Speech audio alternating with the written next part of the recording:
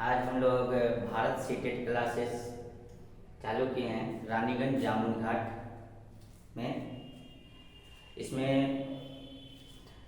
सभी टीचर, सभी फैकल्टी के अलग अलग टीचर हैं और सभी टीचर अपने अपने विषय के बारे में बताएंगे और सभी विषय आपको दिया जाएगा। एक एक विषय का अलग अलग टीचर है। आज हम इसका फर्स्ट क्लास जो CDP है उसके बारे में कुछ बताने जाएंगे। हम लोग कभी भी दौड़ में या कहीं जाते हैं तो सबसे पहले कुछ कदम पीछे की ओर आते हैं, फिर आगे दौड़ लगाते हैं। उसी प्रकार से आज हम CDP में जो है कुछ कदम पीछे आते हैं, उसके बाद फिर आगे की ओर दौड़ लगाएंगे। तो आज हम CDP में बताएंगे कि मनोविज्ञान क्या है, साइकोलॉजी क्या है। सबसे पहले हम ये जानना चाहते हैं कि साइकोलॉजी शब्द का प्रयोग किसने किया, इस शब्द का नाम किसने रखा। सबसे पहले जिस प्रकार से मेरा नाम मेरी माँ बाप ने रखे हैं, तो आप लोगों का भी नाम किसी ने रखे होंगे। उसी प्रकार से साइकोलॉजी शब्द का भी नाम किसी ने किया। इसका प्रयोग सबसे पहले किसने किया है, इसके बारे में हम लोग जानेंगे। तो साइकोलॉजी शब्द का प्रयोग सर्वप्रथम 1590 ईस्वी में रुडोल्फ वोकल ने सर्वप्रथम साइकोलॉजी शब्द का प्रयोग किया था। साइकोलॉजी शब्द का प्रयोग सबसे पहले किसने किया था? रुडोल्फ वोकल ने सर्वप्रथम साइकोलॉजी शब्द का प्रयोग किया था। साइकोलॉजी शब्द है क्या? सबसे पहले हम लोग जानते हैं कि साइकोलॉजी शब्द क्या है। साइकोलॉजी शब्द एक ग्रीक भाषा है जो ग्रीक दो शब्दों से मिलकर का बना हुआ। साइकी जो लोगोस, साइकी जो लोगोस, साइकी का अर्थ होता है आत्मा और लोगोस का अर्थ होता है अध्ययन। तो हम लोग इससे क्या समझे? इसका मतलब हुआ कि आत्मा का अध्ययन, स्टडी ऑफ सोल, आत्मा का अध्ययन। साइकोलॉजी यानी मनोविज्ञान को क्या कहा गया? आत्मा का अध्ययन कहा गया। तो आत्मा का अध्ययन कहा गया। इससे हम लोग सबसे पहले मनोविज्ञान को एक दर्शन शास्त्र के रूप में जाना जाता था। कब जाना जाता था? अरस्तु के समय पर मनोविज्ञान को एक दर्शन शास्त्र के रूप में मानते थे। उस समय जो था षट दर्शन हुआ करते थे। षट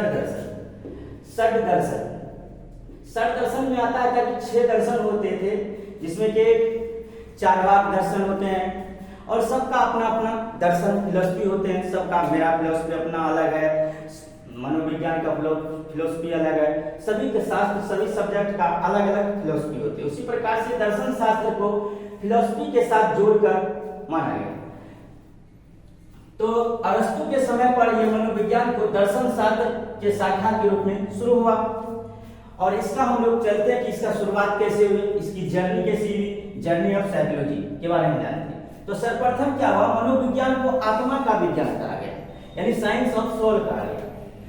तो समय कब थी? 16वीं शताब्दी तक जो है मनोविज्ञान को आत्मा का विज्ञान कहा गया। इसका समर्थक कौन सब थे, इसको मानने वाले कौन कौन थे, उसके बारे में हम लोग जानते हैं कि मानने वाले कौन कौन थे।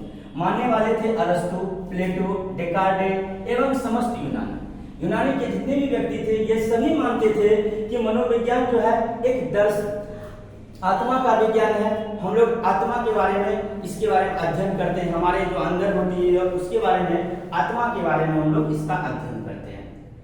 तो इसको समर्थक थे अरस्तु, प्लेटो, डेकार्टेस एवं समस्त यूनानी।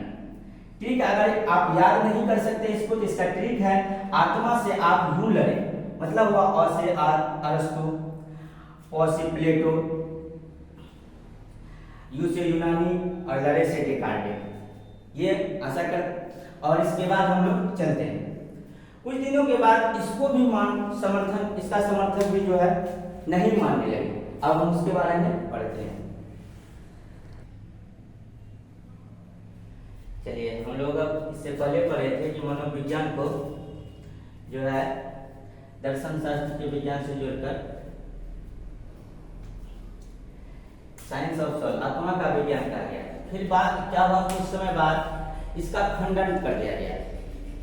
आत्मा का विज्ञान, लोगों ने बोला कि आत्मा का विज्ञान हम कैसे, उसका कोई रूप नहीं है, कोई आधार नहीं है, कैसे मानेंगे कि ये आत्मा का विज्ञान है? क्या कहेंगे? ये आत्मा गोल है, ये आत्मा ऐसा है, ये आत्मा वैसा है, हम इसको तो देख नहीं सकते या कह नहीं सकते। इसलिए कुछ समय बाद इसका खंडन कर दिया गया। और खंडन का आधार वही है कि आत्मा का स्वरूप या आकार का डिफाइन नहीं, इसका कोई डिफिनेशन नहीं दे सकते हैं, ना इसका आकार हम कर सकते हैं। इसका कोई भी नेचर या प्राकृतिक कोई आकार नहीं है, जिस कारण से इसको खंडन कर दिया गया। फिर उसके बाद आ गया मनोविज्ञान को बोला कि नहीं, मनोविज्ञान जो है आत्मा का विज्ञान तो नहीं है, लेकिन मन या मस्तिष्क का विज्ञान इसको कहा जा सकता है कि हमारे मन या मस्तिष्क में क्या चल रहा है, साइंस ऑफ माइंड कहा गया कि इसको मन या मस्तिष्क का विज्ञान कहेंगे। इसका समय था 17वीं शताब्दी तक और समर्थक इसको जो मानने वाले कौन कौन सब थे, इसका मानने वाले थे पोम्पोनाजी, कोट, हुयूम, थॉमस रे। ये सभी मानते थे कि नहीं, मनोविज्ञान जो है आत्मा का विज्ञान नहीं, मन या मस्तिष्क का विज्ञान है। तो लोगों ने भी बोला हाँ सही बात है, मन या मस्तिष्क का विज्ञान अच्छी बात है। और मन से हम लोग सोचते हैं, हमारे मन या मस्तिष्क जो दिमाग में जो भी बातें आती है हम उस बात को बोल सकते, कर सकते हैं। इसका ट्रिक है याद करने का, पापा कोट पहनकर झूमे रीढ़ की हड्डी खिसकी। पापा से पोम्पोनाजी, कोट तो कोट पहनकर झूमे से हुयूम रीढ़ की हड्डी, रीढ़ से हम थॉमस रीड को याद कर सकते हैं। कुछ समय बाद इसका भी क्या हुआ, लोगों ने खंडन कर दिया गया। लोग इसको भी मानने से इनकार कर दिया, बोला मन या मस्तिष्क हम इसको कैसे मानेंगे, हम अपने मन की, सबकी मन की बात तो अलग अलग होता है, कोई कुछ सोचता है, कोई कुछ सोचता है, सबके मन में अलग होता है। जैसे कोई व्यक्ति है, अगर कहीं कोई चीज खाने के लिए गया है, मान लिया जाए कि किसी सिंघाड़ा लिट्टी वाले दुकान पे चले गए, किसी को अगर आकार दिखाया तो सबका मन में होगा कि सिंघाड़ा के अंदर आलू था बड़े बड़े, किसी को कुछ नजर आएगा, तो सब तो मन की मस्ती है, इसका भी तो कोई आकार या डिफाइन नहीं हो सकता है। बाद में इसको भी क्या किया, लोगों ने खंडन कर दिया। खंडन का भी आधार वही था, सेम टू सेम जो मन, इसका भी बोला मन या मस्तिष्क का स्वरूप यानी डिफाइन नहीं है। इस तरह से फिर क्या हुआ, तीसरा आया कि तब बोला गया कि नहीं, मनोविज्ञान को जो है, साइकोलॉजी को हम मन या मस्तिष्क का विज्ञान तो नहीं कहेंगे, लेकिन चेतना का विज्ञान जरूर कहेंगे। इसको हम चेतना का विज्ञान कहेंगे, साइंस ऑफ कॉन्शियस कहेंगे हम। और इसका समय था 19वीं शताब्दी। इसको मानने वाले, इसका समर्थक कौन कौन से थे, विलियम जेम्स, विलियम सली, विलियम स्पून, ये सभी मानते थे कि मनोविज्ञान जो है चेतना का विज्ञान है। हम चेतना से इसको अपने अंदर की चेतना से करते हैं और उससे हम लोग इसके बारे में जानते हैं। लेकिन लोगों ने फिर इस बात को मानने लगा। कुछ समय तक चला, 19वीं शताब्दी तक चला। 19वीं शताब्दी के बाद लोगों ने इसको भी मानने से इनकार कर दिया और कुछ समय बाद इसका भी खंडन कर दिया गया। खंडन का आधार क्या है कि चेतना मन के अलावा अर्धचेतन मन, जैसे कि हमारा मन मान के चले हम अच्छे, एक छोटा बच्चा भी तो अपने मन में कुछ सोचता है। हम एक बड़े एडल्ट व्यक्ति की मन की सोच अलग होती है, एक छोटे बच्चे की मन।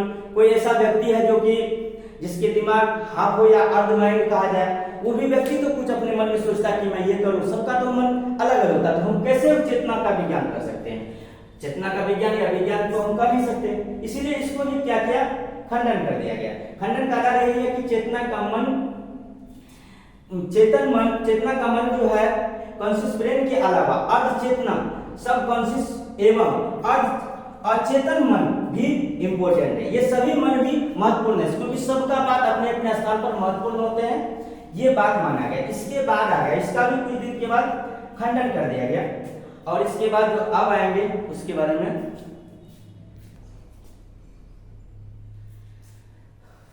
तो इससे पहले मनोविज्ञान ने आत्मा को त्यागा, फिर मन या मस्तिष्क को त्यागा और उसके पश्चात चेतना को त्यागा। तो अभी हम लोग जो है सबसे इंपॉर्टेंट चीज पढ़ेंगे। इससे पहले जो भी पढ़े सबको त्याग दिया। अब हम लोग पढ़ते हैं मनोविज्ञान। उसके बाद आया कि मनोविज्ञान को यानी साइकोलॉजी को व्यवहार एवं अनुभूति का विज्ञान कहा है।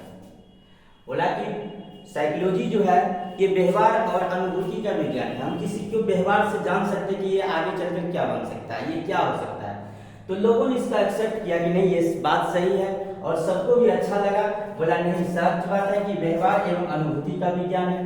इसका समय है 20वीं शताब्दी से और इसके समर्थक थे Skinner, Watson, McGuire, pro and Crow, मन। ये सभी वैज्ञानिक का नाम है जो वैज्ञानिक ने ये माना कि मनोविज्ञान यानी साइकोलॉजी जो है व्यवहार एवं अनुभूति का विज्ञान है।